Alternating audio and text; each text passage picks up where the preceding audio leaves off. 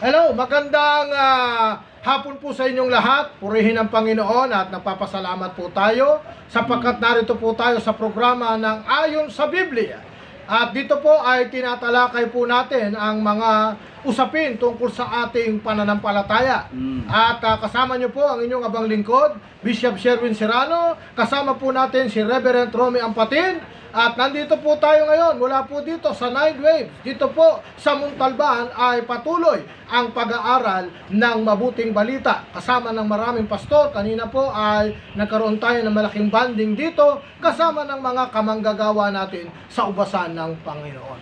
Kaya po ngayon po ay ating pong tatalakayin bakit po naniniwala kami na si Jesus ay Diyos at hindi lamang po siya tao, no? Sapagkat marami po ang nagsasabi ngayon pinapaliwanag nila na si Jesus ay tao lamang. Wala po tayong question yung sa pagiging tao niya. Sapagkat tayo naman ay naniniwala na si Jesus ay nagkatawan tao, sabi nga sa Pilipos.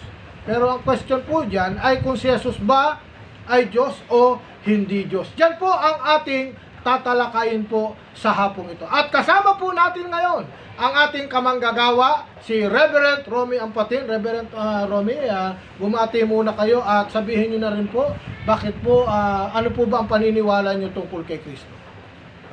Magandang araw po sa ating lahat, Opo. Luzon, Visayas at Mindanao. At ang nabanggit nga po ni Bishop Sherwin, ano ba yung pagka-Diyos ng ating Panginoong Jesucristo. Opo. At naniniwala tayo naman na si Kristo ay Diyos. Hindi po siya tao, kundi Diyos po siya na nagkatawang tao at para makasalamuha ang maraming tao. Amen. According to the book of Pilipos. Sabi nga niya dito sa Pilipos chapter 2 verse 6, sabi niya, kahit taglay niya ang kalikasan ng Diyos, hindi niya ipinagpilitang manatiling kapantay ng Diyos. Sa halip kusa niyang binitawan ang pagiging kapantay ng Diyos at namuhay na isang alipin. Ipinanganak siya bilang tao at nang siya'y maging tao, nagpakumbaba siya at naging masunurin hanggang kamatayan, maging ito man ay kamatayan sa cross. So naniniwala po tayo na 100% na Diyos siya at 100% din na tao siya. So kaya yun lang po ang aking pwedeng masabi ngayong hapon na ito. Opo, tama. Salamat po, Reverend Ampatin. Maliwanag po yung binasa po ninyo. Sa ibang salin ay mababasa natin yan. Bagamat siya'y nasa anyong Diyos, ano? Hinubad niya ang kanyang pagka-Diyos upang magkatawan tao. Upang tayo ay alam naman natin na hindi mababayaran ang ating kasalanan kung hindi maliban na lamang sa dugo ni Kristo na natigis doon sa krus ng Kalbaryo. Kaya marami kasi nagsasabi, Reverend Romy, na sabi, si Kristo mismo ang nagsabi, na pinagsisikapan nyo kung patayin. Na taong sa inyo ay nagsasaysay ng katotohanan. Unang-una, Reverend, hindi Ampatin, hindi naman tayo sa hindi naniniwalang si Kristo ay tao. Naniniwala po tayo na si Kristo ay tao. Pero hindi po natatapos doon ang paniniwala. At naniniwala rin tayo na si Kristo ay Diyos. Di ba kasi siya ay anak ng Diyos eh? Yes. Pwede ba naman yung anak ng baboy ay maging kambing? Yes. At pwede ba naman yung puno ng bangga ay mamuna ng santol? Binabanggit sa Biblia eh. Sa Isaiah 9:6, ano po ang sabi doon? At sa atin ay ipapanganak ang isang sanggol. Di ba? At tatawagin siyang makapangyarihan Diyos. Prinsipe ng kapayapaan. Sa makatwid, kanino po ba inuhula ito, Reverend Romy? Yan pong Isaiah 9:6. Ito pong Isaias, ang hinuhula yan ay patungkol doon sa ipapanganak muli. Opo. Yan, walang iba kundi ang ating Panginoong Jesucristo na siya yung kasama ng mga apostol nung siya ay nagmi-minister dito sa mundong ito. So, kasama na ng mga apostol. Kaya yung the book of Isaiah, ang tinutukoy niya doon, walang iba kundi ang ating Panginoong Jesucristo. Yung tinatawag na Emmanuel, God is with us. Amen. O, maliwanag po yun, Reverend Romy. Kaya basahin po natin anong sabi sa John chapter 1, verse 1 hanggang 2. Kasi ito dapat malinawan ng ating mga kababayan. Kung ano po ba ang tunay na kalalagayan ni Kristo. No? Sapagkat mahalaga na paniwalaan natin ang Kristo na siya ang berbo ng pasimula. Pakibasa nga, Reverend Romy, anong sinasabi ng Biblia? Sabi nga dito sa John chapter 1 verse 1 and the following, nang pasimula ay naroon na ang salita. Opo. Ang salita ay kasama ng Diyos. Opo.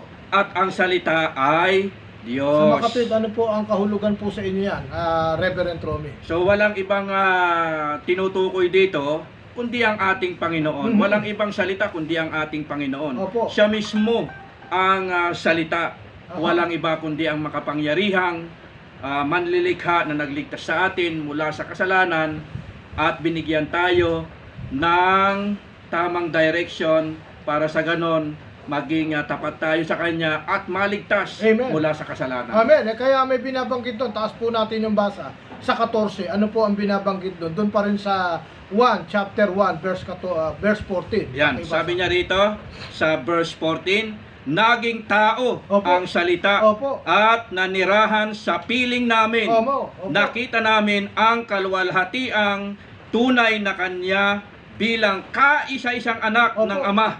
Siya ay puspos ng kagandahang loob at ng katotohanan. Sa makatwid po pala, Reverend Romy, yun pong binabanggit doon sa salita.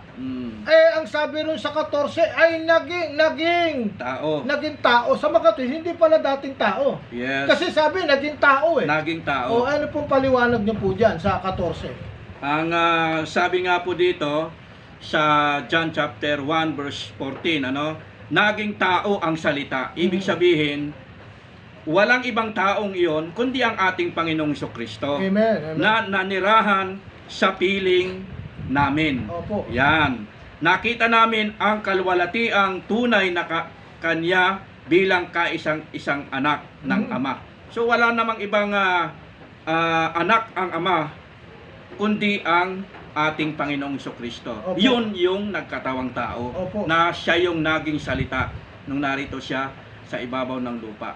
Kaya mga kababayan, napakaliwanag po na binabanggit dyan sa John chapter 1, verse 1 hanggang 2, at pagka tayo ay tumalon sa 14, wala pong ibang tinutukoy kundi ang mismong ating Panginoong Jesucristo. Kaya marapat lamang na atin pong itong paniwalaan na si Kristo ay anak ng Diyos. Siya ay Diyos. Kaya nga, makikita natin maging si Tomas Di ba? Ang sabi ni Tomas sa 1:8, di ba? Binabanggit doon na 58, no? Oo. At sinabi din kay Abraham tungkol doon. Yung kay Tomas naman, ang sabi doon ay Panginoon ko at Diyos ko, di ba? Pero ang sabi ng Panginoon, mapalad yung mga sumasampalataya. So sa 1:20, 28, ano po ang sinasabi po diyan na Reverend Ampatin? Ano ang sinagot ng Panginoon? Sa 1, Sa 1:20, 28. 1, Oo, at ito 20. 28. 1. Opo. Kasi maliwanag na sinabi ni Tomas na Panginoon ko at Diyos ko, tinawag niya Hindi lamang Panginoon, kundi tinawag niyang Diyos ang ating Panginoong Jesucristo. Yan. Yan, pakibasa nga po kapatid. Sabi niya, sa 28, sumagot si Tomas, Opo. Panginoon ko at Diyos ko. Opo. So ano po ang paliwanag niyo po dyan, Reverend Romy? Nang tinawag ni Tomas ang ating, ito yung istorya na ito, yung ayaw kasing maniwala ni Tomas na nabuhay na magmuli ang ating Panginoon. Kaya nagpakita sa kanya ang Panginoon. At sabi, idaitin mo yung kamay. Yes. At tinawag siya na Panginoon at Diyos. Ano po ang paliwanag niyo po dyan? Ito ay tumutukoy din. Ito yung pinaka-clarification niya Aha. na Panginoon. Okay? So, at sinabi pa niya, yung pangalawa ay Diyos ko. Opo. So, ibig sabihin, ay si Tomas ay tinawag niyang Panginoon siya. Aha. Naniniwala si Tomas na siya yung Panginoon. Opo. At higit sa lahat doon, Diyos pa siya. Amen. Ibig sabihin, pinagdiinan niya rito Opo, maliwanag. na siya ay Panginoon at walang iba kundi salita rin. Opo. So, at siya yung ama niya at Diyos pa niya. Nagkamali po ba si Tomas nang tawagin niya si Kristo? Hindi. Na Panginoon at Diyos? Hindi. Hindi. Ano? So, sa makatwid mismo si Tomas ay naniniwala na ang ating Panginoong Kristo ay Panginoon at Diyos. Po. Diyos sa kalagayan. Yes. O kaya maliwanag na mga minamahal na kababayan, ating pong binabasa ang salita ng, kasi may binanggit kasi Reverend Romy ang sabi ng ating Panginoon bago pa ipanganak si Abraham. Ako na. Yes. Diba? Kung mababasa natin yan sa anong sabi yan sa Biblia sa 1:8, 58, ano ang sabi ng Biblia? Bakit po pinatutunayan na si Kristo ay umiral na bago pa man ipinanganak ni Maria? Anong sabi ng banal? Sa 1:8, 58. Ano po ang 1:8, 58. 50. Oho.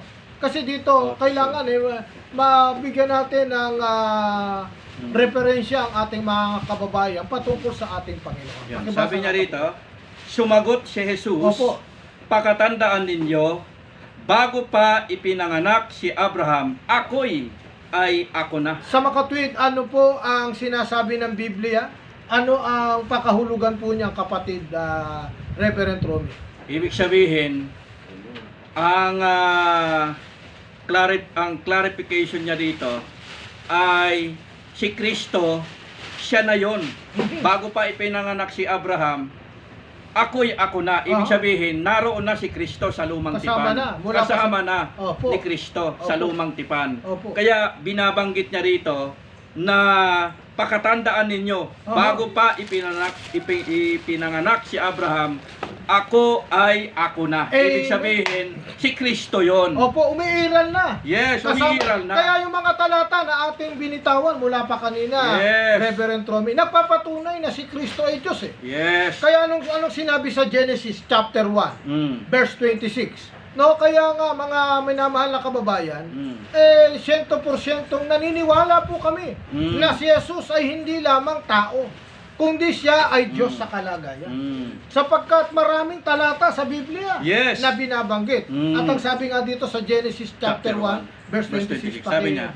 Sabi dito po sa Genesis chapter 1, Opo. verse 26, pagkatapos sinabi ng Diyos, ngayon, likhain natin ang tao. Opo. Ayon sa ating larawan, ayon sa ating wangis, sila ang mamamahala sa mga isda, sa mga ibon, sa himpapawid, at sa lahat ng hayop, maging maamo o mailap, malaki o maliit. Sa makatwid, Reverend Romy, ang sinabi dyan ay natin. Pagka natin. sinabi po bang natin, may kasama o wala? May kasama po. May kasama. So, Oo. ang ibig sabihin nito, walang ibang kasama ang Diyos, kundi yung anak na ipinanganak sa Opo. New Testament. Oo. Yung salita sa New Testament. Amen. Yun po yung kausap ng ating Diyos Ama. Amen. Okay. Kaya nga ang sabi, walang bumaba sa langit, kundi yung galing sa langit. Amen. Kaya ang ating Panginoon ay umiiral na.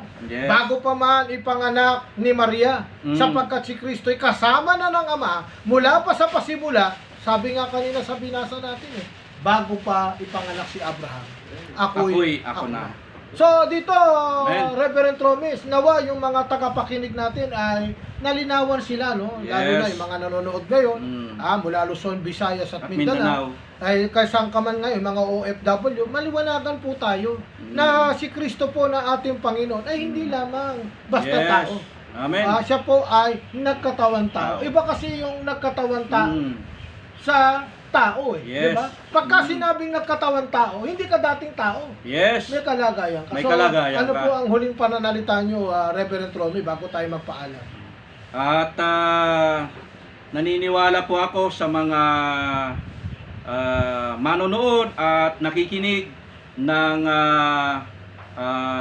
discussion na ito, at naniniwala po ako na na-enlighten po kayo Opo. sa pagka-Diyos ni Kristo. At alam po natin na itong pinag-aaralan po natin ay nakakapagbigay sa atin ng lakas at tamang direction kung paano po natin malaman na si Kristo talaga ay Diyos. at 100% po si Kristo ay Diyos.